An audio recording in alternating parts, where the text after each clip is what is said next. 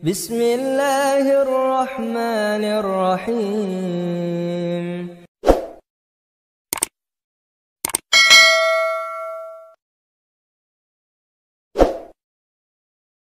Assalamualaikum warahmatullahi wabarakatuh.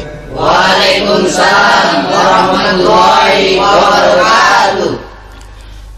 Alhamdulillah, wassalatu wassalamu ala sayyidina Rasulillah, sayyidina wa maulana Muhammad ibn Abdullah wa ala alihi wa sahbihi wa mawalah. La haula wa la quwwata illa billah, amma ba'du. Bapak-bapak, ibu-ibu, saudara-saudara kaum muslimin rahimakumullah,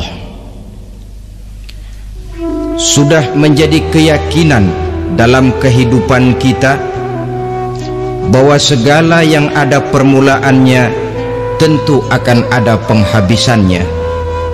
Setiap yang punya awal mesti akan punya akhir. Tidak ada keabadian dalam kehidupan dunia ini.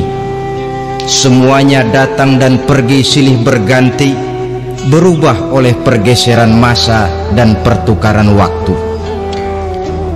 Demikianlah kalau kita mau merenungi kehidupan dari alam di sekitar kita.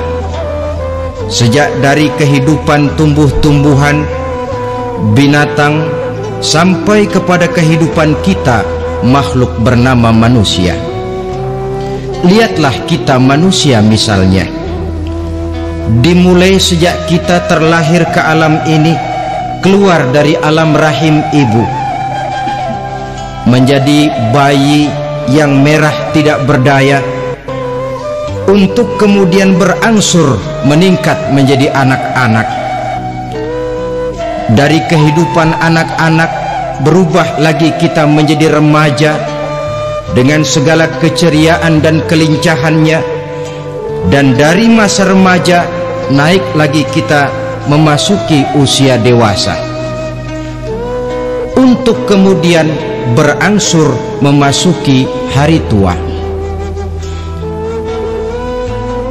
Lalu setelah kita memasuki hari tua, sehari, seminggu, sebulan, setahun, sampailah kita kepada batas waktu yang telah ditentukan oleh Allah, yang dinamakan ajal, dan bertemulah kita dengan yang disebut maut.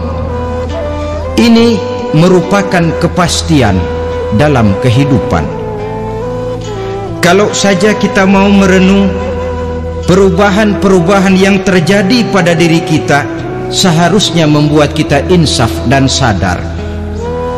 Di kala remaja kita begitu lincah, punya rambut yang hitam ikal berderai, punya lesung di pipit, punya senyum yang indah menawan setiap orang yang melihat, punya kulit yang kencang dan bersih.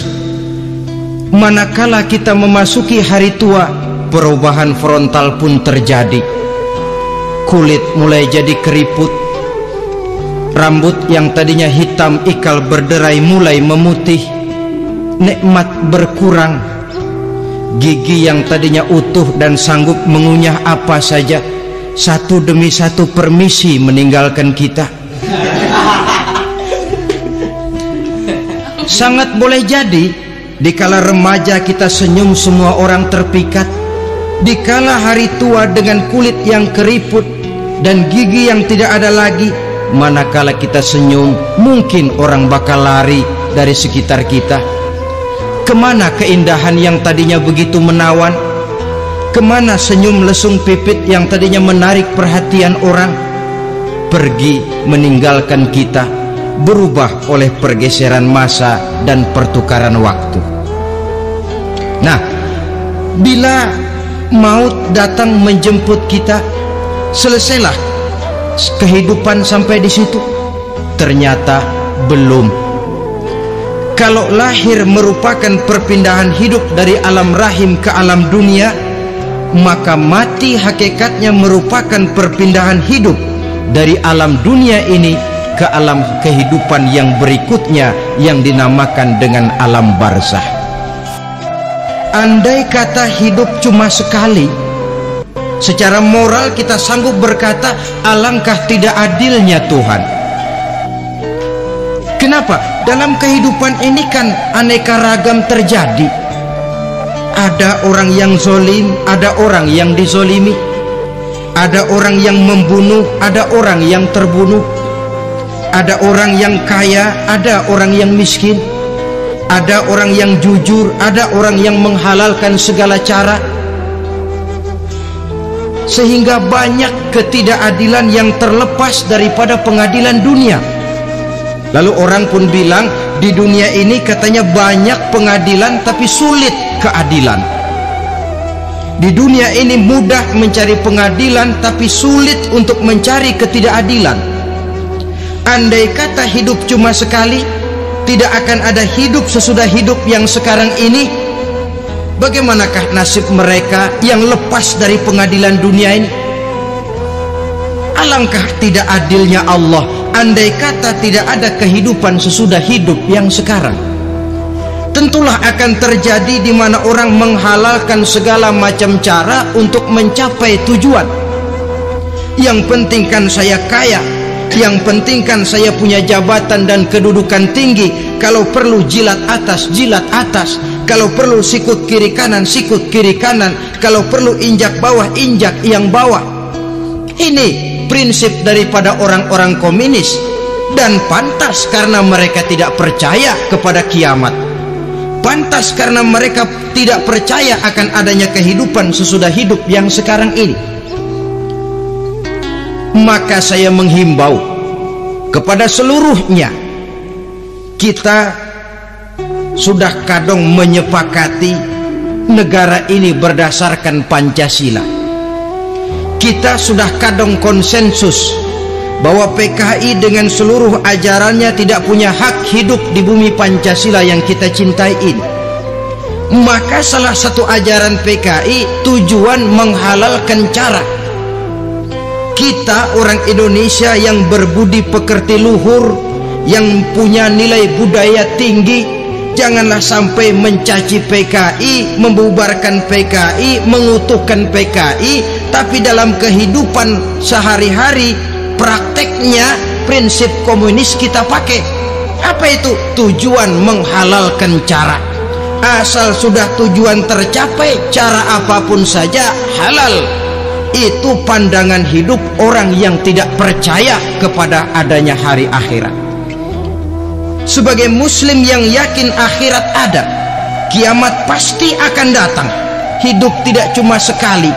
Maka kalau kita zalim, kalau kita berbuat aniaya, kalau kita melakukan korupsi, kalau kita merugikan orang lain, boleh jadi kita terlepas daripada pengadilan dunia. Tapi ingatlah, kita tidak akan pernah lepas dari pengadilan Allah, pengadilan Qadhi Rabbul Jalil, di mana kita akan diadili dengan seadil-adilnya, dan tidak satu perbuatan yang bersifat salah, yang bagaimanapun kecilnya, yang akan lepas dari pengadilan di akhirat itu nanti.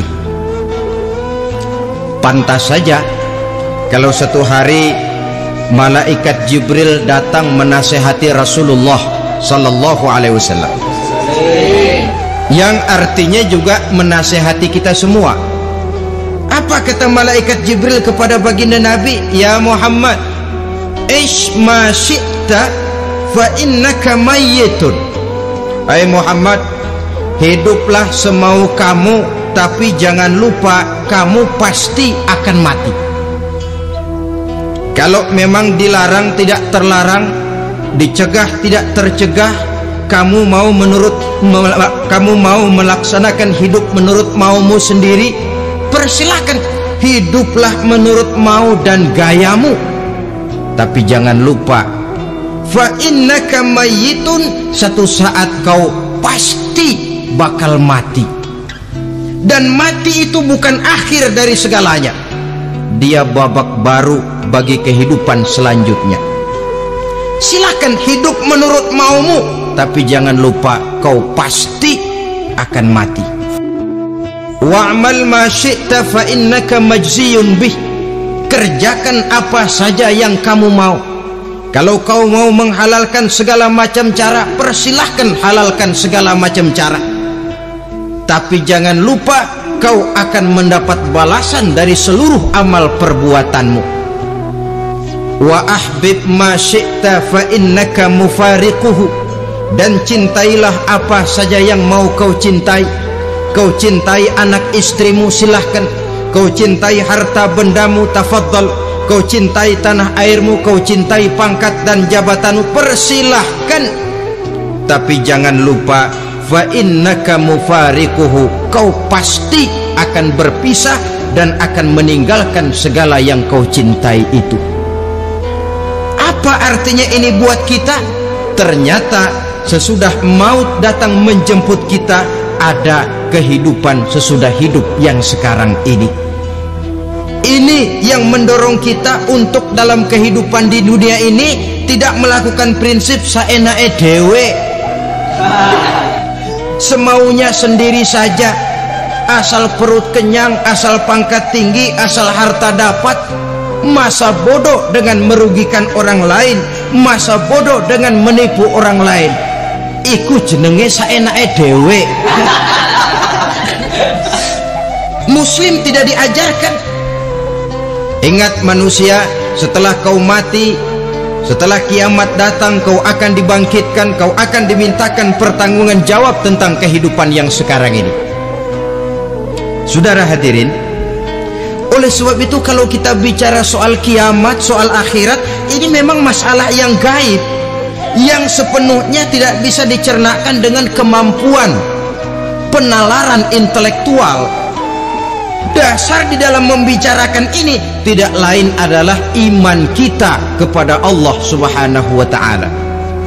Bukan cuma zaman sekarang, dari zamannya Nabi, orang itu kalau sudah bicara kiamat, bicara akhirat, ada yang ragu-ragu, ada yang menolak sama sekali. Bukan dari zaman sekarang, dari zaman dulu.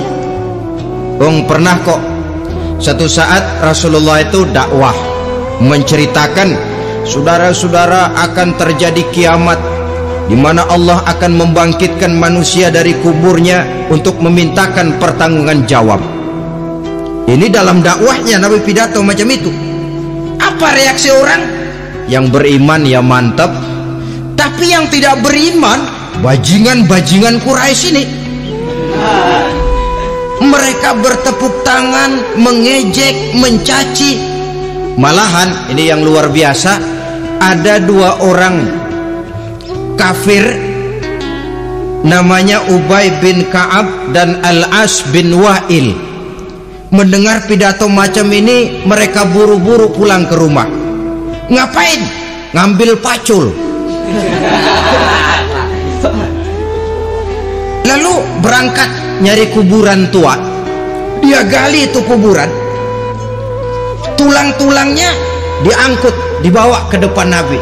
Ya Muhammad, tulang-tulang yang udah hancur begini, siapa yang bisa ngidupin lagi? Yang macam-macam aja kamu Muhammad, nggak rasional, nggak masuk akal. Allah menjawab. Apa kata Allah? Wa daraba lana mathalan wa nasiya khalqah qala man yuhyil 'izama wa hiya ramim qul yuhyiha alladhi ansha'aha awwala marrah wa huwa bikulli khalqin alim. Mereka memberikan perumpamaan kepada kami, kata Allah. Mereka melupakan asal kejadiannya. Mereka bertanya, siapa yang sanggup menghidupkan tulang belulang yang sudah hancur kayak begini? Qul yuhyiha alladhi ansha'aha awwala marrah. Katakan kepada mereka Muhammad, yang akan menghidupkannya adalah Dia yang telah menciptakannya pertama kali dulu. Kalau Dia sanggup menciptakan, Dia tentu lebih sanggup lagi untuk mengembalikan reproduksi ciptaan itu sebagaimana semula. Yang paling kasihan yang ragu-ragu, akhirat itu ada apa enggak sih? kiamat itu ada apa enggak sih? Lantaran ragu-ragu, terombang-ambing dia antara harapan dan putus asa, antara kenyataan dan idealisme. Ada yang buta sama sekali 100% terhadap keadaan-keadaan sesudah mati. Perhatian mereka hanya tercurah kepada kehidupan sebelum mati. Yang mereka perhatikan siang dan malam tidak lebih daripada urusan perut. Pergi pagi pulang sore, peras keringat, banting tulang. Cuma soal makan, soal minum, soal pakaian, soal kendaraan, soal rumah tangga, soal anak, soal istri. Yang mereka pentingkan hanya soal-soal politik misalnya, ekonomi, pembangunan dan industri. Untuk soal-soal kayak begitu giat betul, habis seluruh waktu untuk memikirkan meningkatkan kebudayaan, politik, sosial, ekonomi. Kadang-kadang kurang tidur, kurang istirahat, berkeliaran ke sana kemari ke tempat yang jauh-jauh, sampai-sampai kadang-kadang terkena stres, penyakit darah tinggi, ginjal, lever, untuk memikirkan hal-hal yang semata-mata karena dunia saja. Lantas boleh jadi mereka mendapatkan kekayaan yang berlimpah ruah, mendapatkan kedudukan yang tinggi, nama yang semerbak, dikenal orang di barat dan di timur, di utara dan di selatan. Tetapi alangkah kecewanya mereka jikalau datang ajal menjemput nyawa, mati mereka meninggalkan harta yang banyak, nama yang masyhur. Mereka disebut dengan jasa-jasanya. Radio memberitakan, TV menyiarkan, koran-koran memuat. Bahkan nama mereka kadang-kadang dikenang 2-3 tahun setelah wafatnya. Tetapi dalam pada itu roh mereka merintih, mengeluh, menderita, karena dilemparkan oleh Allah ke tempat-tempat yang kotor. Penyesalan yang sudah tidak akan ada gunanya lagi. Saudara-saudara kaum muslimin rahimakumullah, oleh karena itu kehidupan akhirat bukanlah dongeng dan takhayul, bukan khurafat dan hayalan. Kehidupan akhirat, hari kiamat adalah kebenaran dan kepastian. Dalam surah Al-Hajj ayat ke-7, Allah Subhanahu wa ta'ala menyatakan, wa anna as-sa'ata atiyatun la raiba fiha wa anna allaha yab'asu man fil qubur. Dan bahwasanya kiamat itu sesungguhnya adalah sesuatu yang pasti dan tidak ada keraguan-raguan lagi di dalamnya, dan bahwasanya Allah sungguh-sungguh akan membangkitkan manusia dari kuburnya masing-masing. Nah, kalau kita sudah yakin kiamat sesuatu yang pasti adanya, akhirat sesuatu yang pasti adanya, dari mana pembicaraan tentang kiamat ini kita mulai? Tentu dari diri kita. Marilah kita mencoba melihat proses perjalanan hidup ini sampai kita memasuki kiamat. Hadirin, tidak ada makhluk secantik manusia. Tidak percaya? Pernah ke Ragunan? Nah, saudara masuk ke kebun binatang, segala macam makhluk ada di situ, ratusan macam jenis binatang. Bandingkan dengan saudara, kira-kira cakep mana?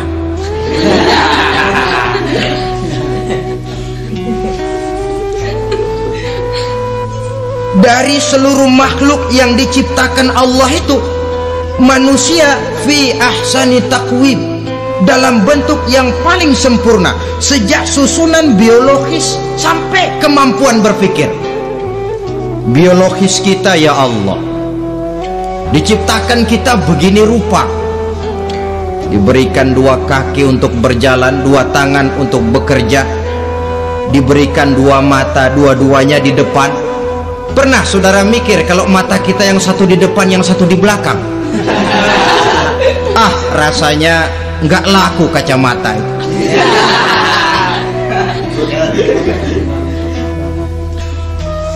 Diberikan hidung dengan 2 lubang, tahu betul Allah ke bawah lagi lubangnya. Coba pikir kalau lubang hidung kita menghadap ke atas. Aduh, kalau musim hujan repot jagain hidung.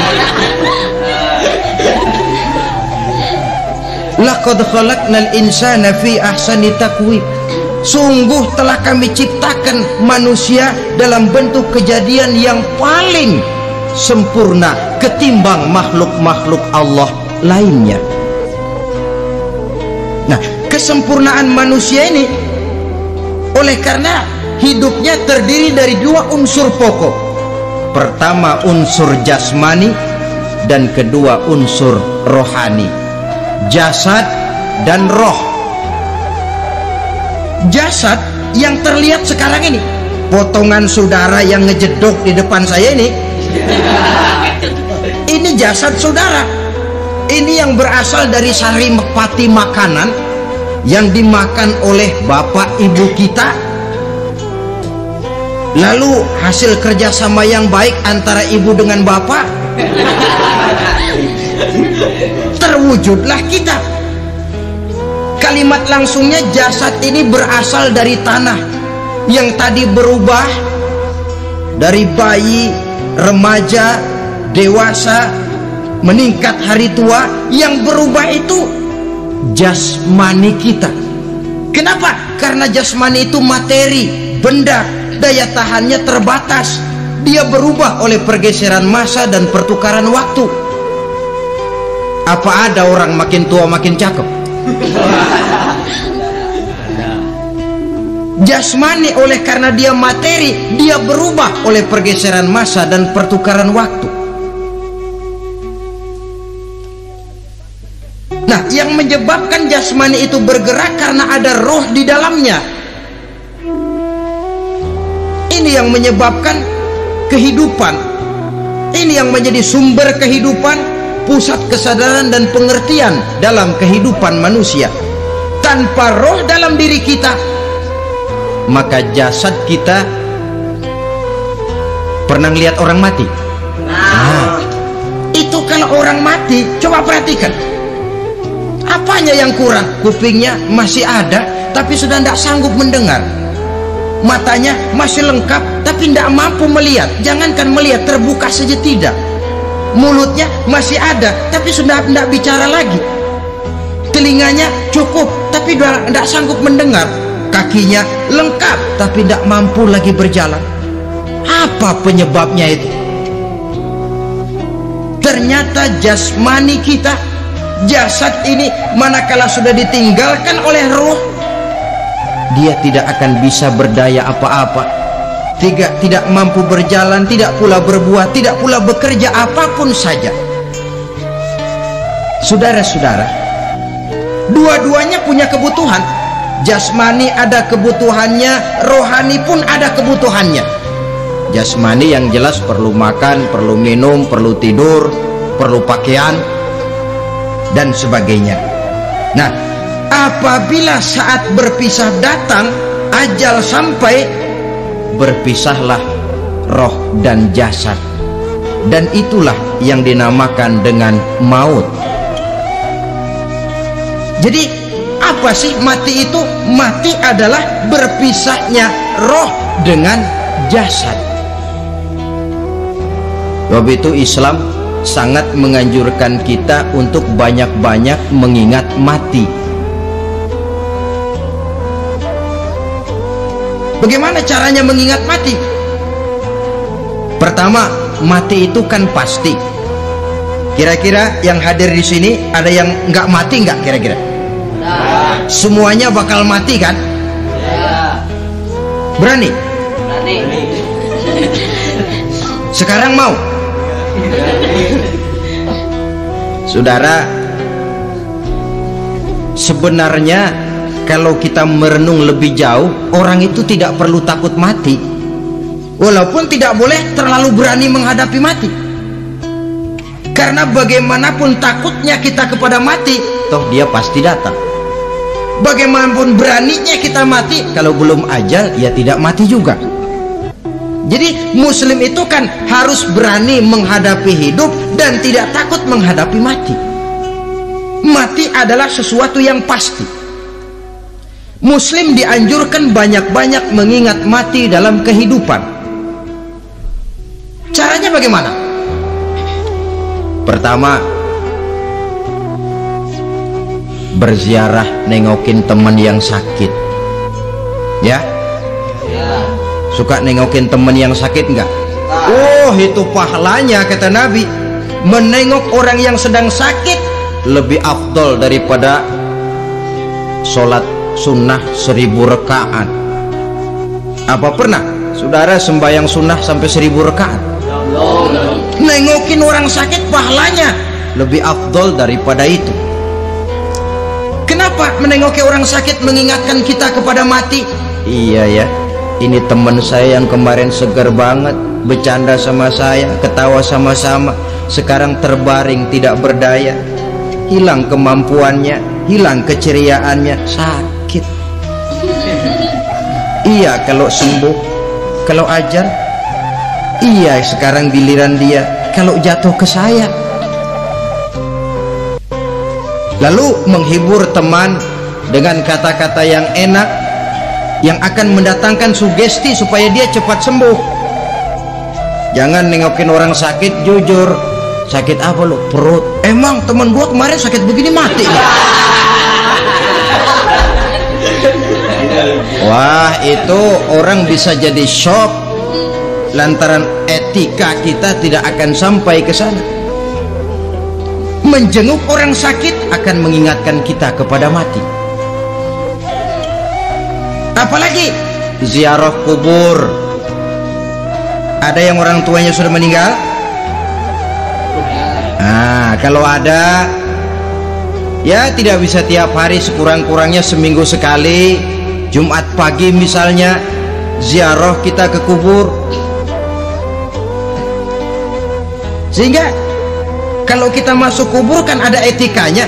Assalamualaikum ya ahlal kubur wa inna insyaallahu bikum lahikun. Hai penduduk kubur, keselamatan bagi kamu dan kami yang masih hidup sekarang ini insyaallah pasti bakal nyusul kamu. Iya, yang kemarin gagah benar sekarang terbaring tanpa daya. Ini unggukan kuburannya. Yang kemarin ada sekarang sudah tidak ada. Kemana dia? Kami satu saat pasti akan begini. Ingat mati. Lalu apalagi yang bisa membuat kita ingat kepada mati? Mengawal jenazah. Bukankah sangat dianjurkan oleh agama? Bahkan kalau bisa sejak mengurusnya, memandikannya, mengkafankannya, menyolatkannya untuk kemudian mengantarnya ke kubur. Hari ini saya antar dia ke kubur, besok boleh jadi saya yang diantar orang. Hari ini saya solatkan dia, besok boleh jadi saya yang disolatkan orang. Hari ini saya masukkan dia ke liang lahat, besok mungkin giliran saya dimasukkan orang ke liang lahat. Ingat mati, tumbuh kesadaran. Lalu daya positifnya dalam kehidupan apa? Nah, saudara-saudara hadirin, orang yang mengingat mati bukan lantas menjadi lemah dalam kehidupan, menjadi putus asa, sedikit semangat, terbentur kesulitan, mudah frustasi. Bukan itu tujuannya kita diperintah mengingat mati. Jelasnya Islam menganjurkan kita untuk mengingat mati guna maksud-maksud yang positif, supaya orang lalu sadar hidup ini cuma sebentar. Maka mumpung hidup, nah ini mumpung, tapi mumpung yang baik. Mumpung hidup, maka hidup yang singkat ini harus saya pergunakan dengan sebaik-baiknya, melakukan kebajikan yang sebanyak-banyaknya, menjauhkan rasa malas, menunggu keajaiban yang datang dari langit, berleha-leha, bermain-main, sementara maut kalau dia datang tidak pernah main-main. Pantas kalau seorang penyair bernama Syauqi memesankan, tazawwad bittaqwa fa innaka la tadri iza hanna al-lailu hal ta'ishu ila al-fajri, kam min sahihin mata min ghairi illatin wa kam min alilin 'asha hinan min ad-dahri. Persiapkan dirimu dengan takwa, sebab kamu tidak tahu apabila malam datang kamu masih bisa hidup apa enggak besok pagi. Apa ada jaminan saudara yang kumpul di depan saya malam ini besok masih bisa hidup? Tidak. Ada jaminan? Tidak ada sama sekali. Kam min sahihin mata min ghairi illatin. Berapa banyak orang sehat mati nggak pakai sakit lagi. Sebabnya kadang-kadang ringan saja. Ada yang cuma jatuh di kamar mandi mati. Ada yang cuma ketiban pensil. Iya, kalau ketiban pensil 3 peti masa nggak mati. Ta'addadatil asbab wal mautu wahid. Sebabnya boleh jadi macam-macam, tapi mati satu juga, yaitu mati. Dia seperti kelapa yang terlalu tua jatuh ke bawah, yang kembang baru keluar pun jatuh ke bawah. Itulah mati. Dia datang menjemput yang bayi, dia datang mengambil yang anak-anak, dia datang juga kepada yang remaja, kepada yang dewasa, kepada yang tua sekalipun. Jangan yang remaja lalu berpikir, gua rasanya masih jauh banget mau mati. Ini sesuatu yang pasti yang kita tidak pernah diberitahu kapannya. Kalau dikasih tahu kapannya kan kita bisa, umpama malaikat maut datang ke rumah saya, saudara Zainuddin kau mati 80 tahun lagi. Wah, saya kan berhitung, masih lama, poya-poya aja dulu Tapi ini tidak pernah diberitahu kepada kita. Lantaran tidak diberitahu itulah kita perlu bersiap-siap dengan selalu mengingat-ingat mati yang mendorong kita untuk berbuat positif. Satu contoh peringatan mati yang mendatangkan positif pada peristiwa ketika turun perintah hijrah. Ketika di Mekah sudah terpepet turun perintah hijrah. Ini sahabat yang berangkat hijrah, jangan dikira semua bulat hati. Ada yang mikir, kalau saya hijrah berangkat dari Mekah ke Madinah, nanti di tengah jalan dicegat oleh kafir Quraisy lalu dibunuh, mati saya. Takut mati. Allah peringatkan, kullu nafsin za'iqatul maut.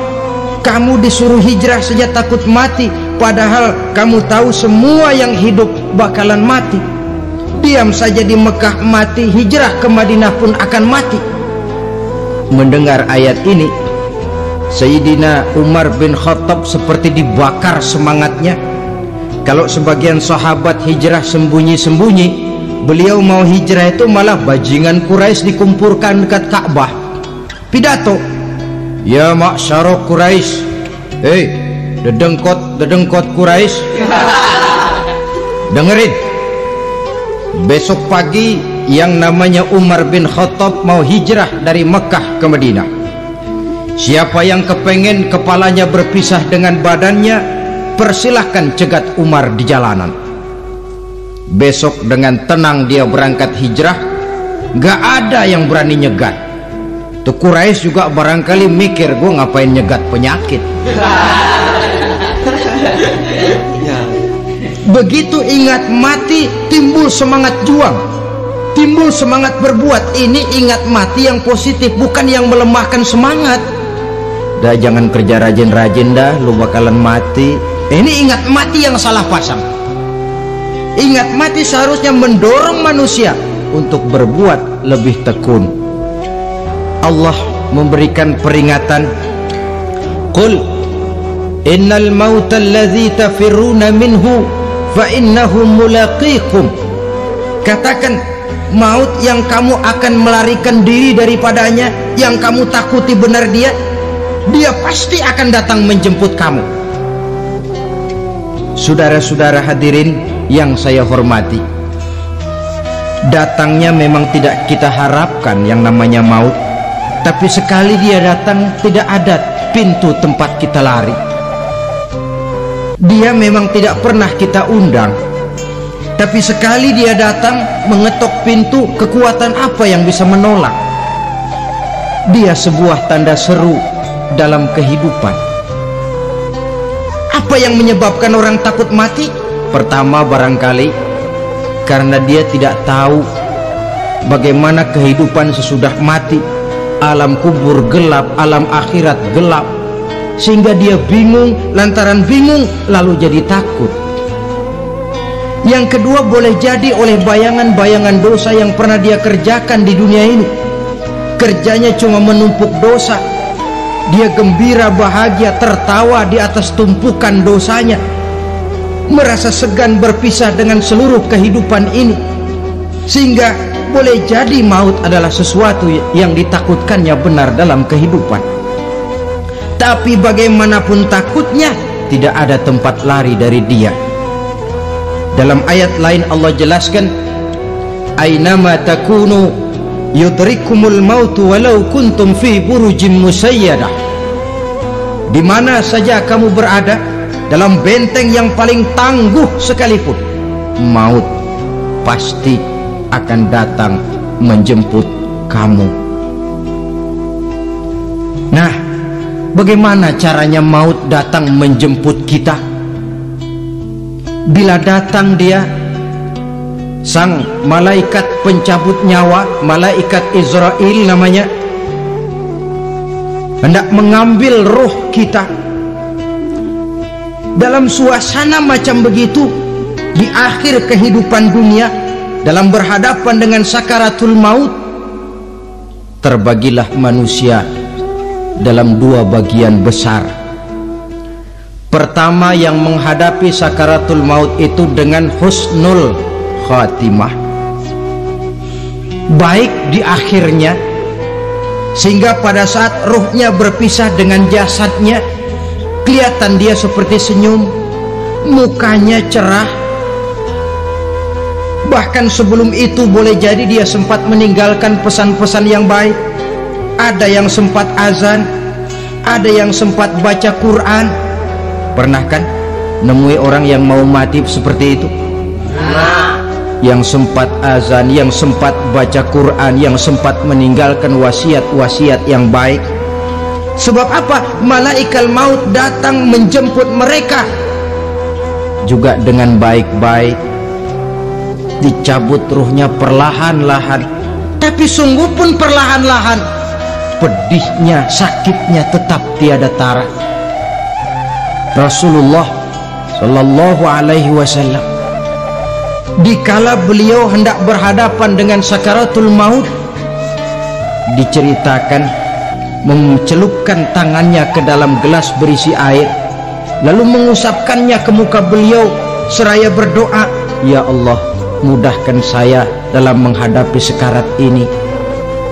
Beliau juga yang mengatakan bahwa sakitnya sakaratul maut sama dengan 300 kali bacokan pedang.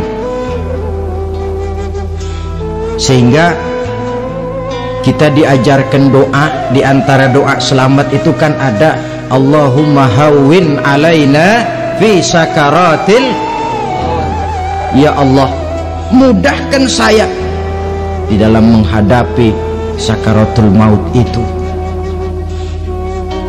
Ketika ruh ini keluar dari jasad, mata masih mengikuti ruh itu.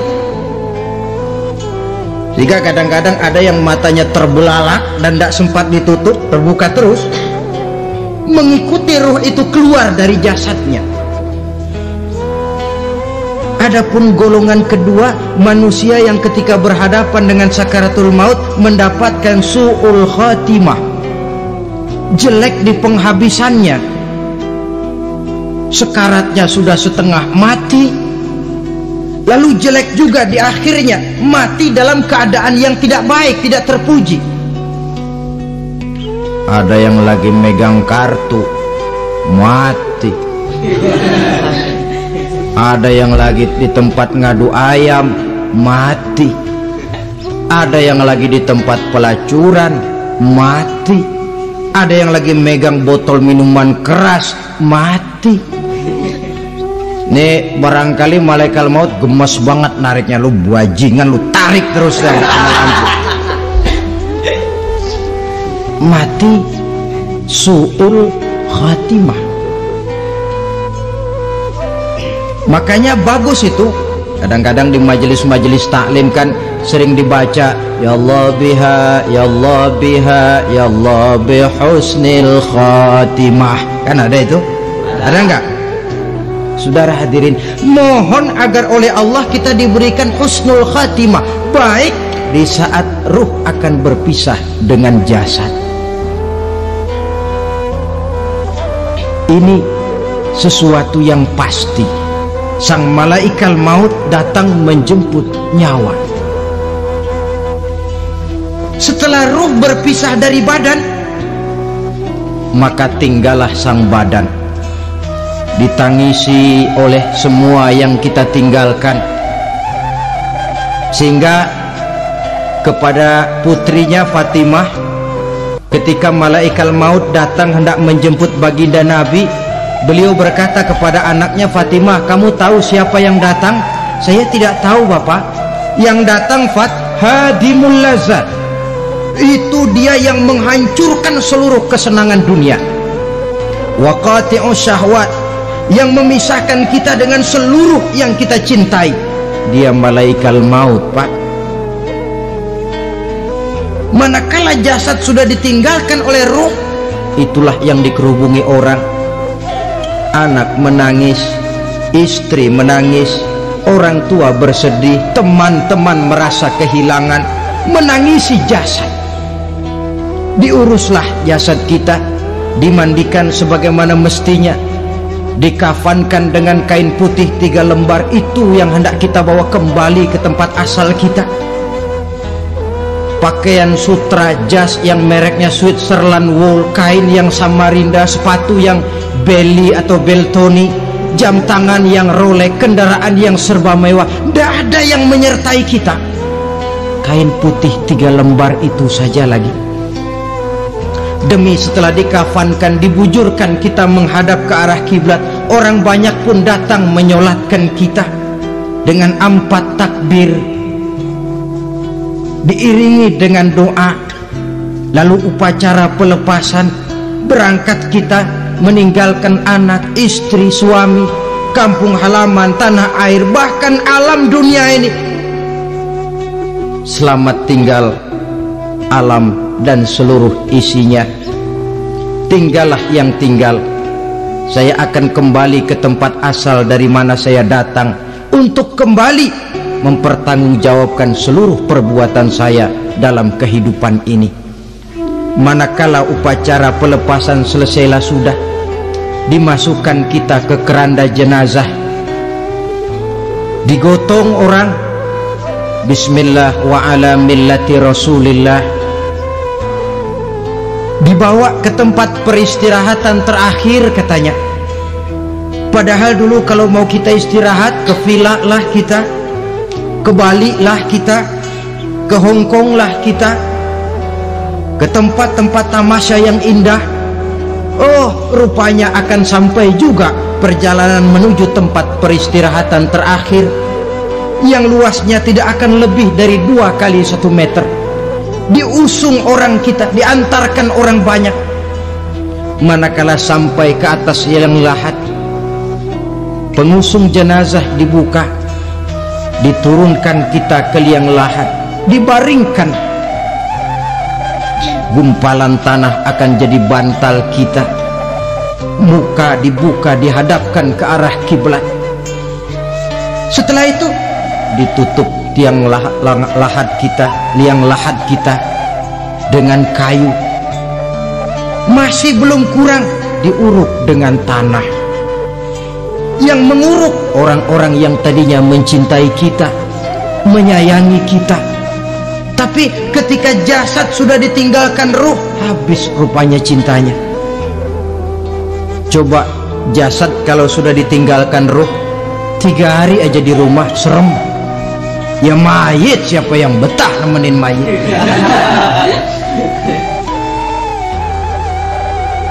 Lalu bila upacara pemakaman selesai, maka berusahalah semuanya. Para pengantar akan kembali ke rumahnya masing-masing. Maka masuk kita ke alam kehidupan, yaitu yang disebut alam barzakh atau alam kubur. Apa selesai hidup sampai di situ? Tidak. Hanya beberapa langkah setelah yang mengantar kita pulang. Diriwayatkan dalam hadis Bukhari dan Muslim, bila seseorang sudah diletakkan di kuburnya lalu yang mengantar kembali pulang, maka roh si mayit akan dapat mendengar bunyi terompah orang yang pulang itu. Bunyi terompahnya terdengar. Datang 2 malaikat menanyakan dia dengan pertanyaan-pertanyaan yang kalau bisa dijawab dengan betul, 2 malaikat yang bernama Munkar Nakir akan bilang, jawabanmu betul, tenanglah kau di sini, naumatal arus, tidurlah kau di sini seperti tidurnya pengantin. Orang yang baik-baik di alam kuburnya akan mendapat nikmat kubur, sehingga masa penantian yang lama. Sebab jangan lupa, kita masuk ke kubur itu kan menunggu sampai datangnya hari kiamat. Jadi kalau kiamat umpama masih 1000 tahun lagi, ya 1000 tahun kita menunggu. Orang yang baik-baik penantian di alam kubur, kata malaikat, naumatal arus, tidurlah kamu seperti tidurnya pengantin. Bagaimana sih tidurnya pengantin? Nggak berasa. Iya, kata anak sekarang, endah aja udah. Begitu mendusin pagi, kata lakinya, malam sebentar bener ya neng. Sebentar betul katanya malam. Ya tentu saja tidak terasa. Kenapa? Dia tidak pernah memikirkan waktu, terbawa oleh kenikmatan dan kelezatan yang dirasakannya dalam kehidupan.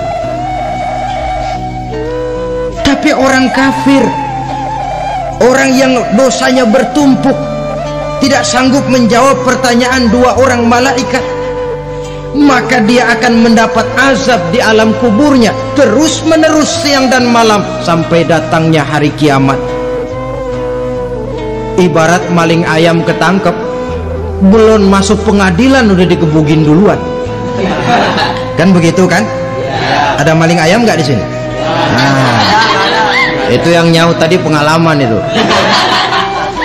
Di sidang belum divonis, belum digebugin babak belur. Saudara hadirin, maka alam kubur bisa merupakan raudhatun min riyadil jannah, taman di antara taman-taman surga, pun juga bisa merupakan hufratun min hufarin niran, menjadi liang daripada neraka. Ada lagi riwayat yang dari Imam Muslim yang diperoleh dari Zaid bin Sabit. Zaid bin Sabit cerita, suatu hari kami bersama Rasulullah SAW berada dalam kebun kepunyaan Bani Najjar. Rasulullah sedang duduk di atas keledai. Tiba-tiba entah bagaimana itu keledai terkejut, kaget, berontak, hampir Rasulullah jatuh. Rasulullah kemudian bertanya, rupanya di kebun itu ada kuburan tua, 5 atau 4 kuburan. Rasulullah lalu bertanya, saudara-saudara ada yang tahu nggak ini kuburan siapa? Nggak ada ya Rasulullah. Memang kenapa? Ini penghuni kuburnya lagi disiksa oleh Allah. Andai kata boleh saya mohon kepada Allah supaya kamu dengar seperti yang saya dengar, andai kata saja kamu kuat mendengarnya, saya pasti akan berdoa Tapi sayang, saya yakin kamu pasti tidak akan kuat mendengar mereka mendapat azab di kuburnya. Hadis sahih riwayat Imam Muslim dari Zaid bin Sabit.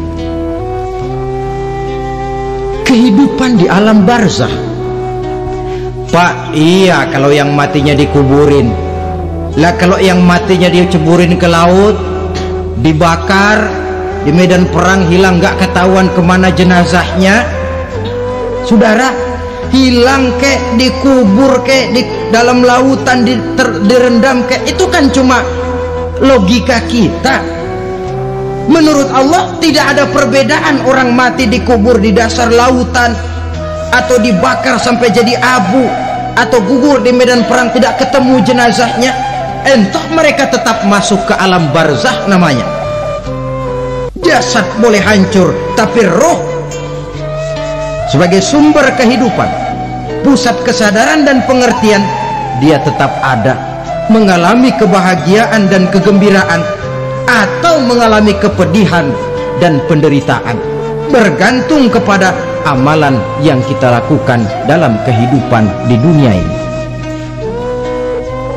Maka dalam Yasin tadi kan jelas, qul yuhyihalladzi ansha'aha awwala marrah, yang menghidupkan mereka yang dikubur di dasar lautan, mereka yang dibakar sampai jadi abu, yang akan menghidupkan ialah Allah yang menciptakan mereka dulu pertama kalinya. Jadi kalau sudah ada aslinya, ya tentu tidak perlu contoh lagi, akan sangat mudah membuatnya.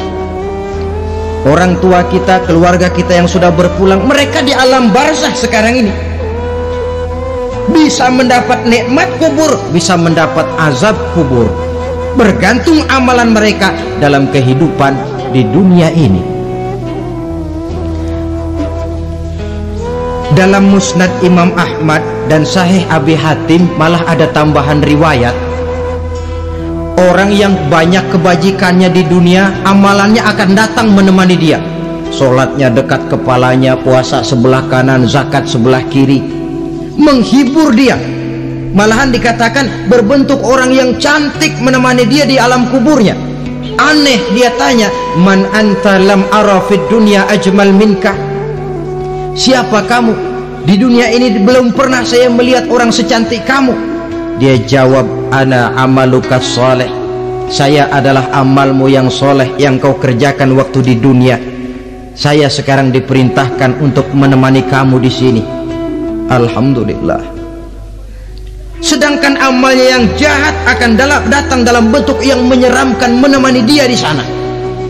Bayangin deh, di kuburan ditemenin yang serem-serem. Sama juga di dunia. Di dunia kalau kita di tempat gelap ditemenin orang cakep, enak nggak? Wah, pengalaman.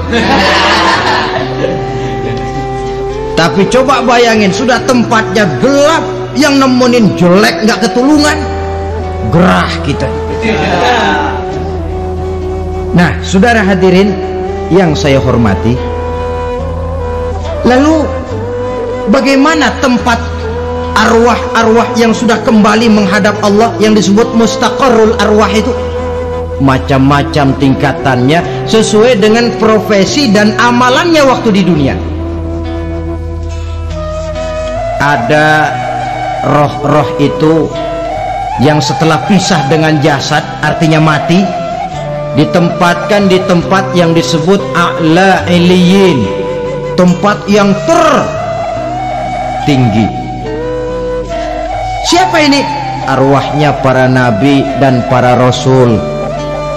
Ini fi a'la iliyin, di tempat yang tertinggi. Arwahnya para nabi, arwahnya para rasul. Dan karena kita bukan nabi, bukan rasul, ya jangan mimpi dapat tempat fi a'la iliyin, kecuali kalau Allah menghendaki. Itu hak prerogatif Allah, tapi kan tidak adil kalau Allah melakukan itu. Ini kelompok roh-roh yang masuk golongan VIP. Wah, the first class. Para nabi, para rasul.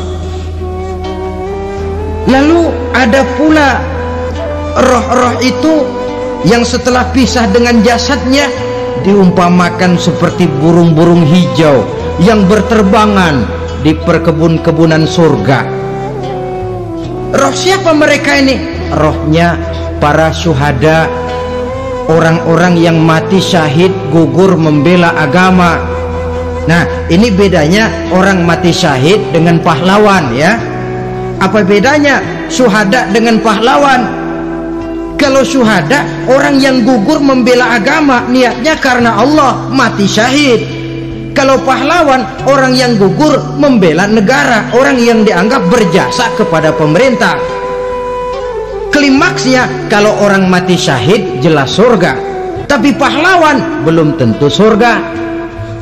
Kenapa? Bergantung kepada negara macam apa yang dibelanya dan pemerintah model mana yang dibelanya.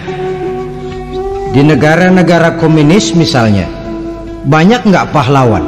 Banyak. Dengan sekian tanda jasa yang mati di medan perang dan sebagainya.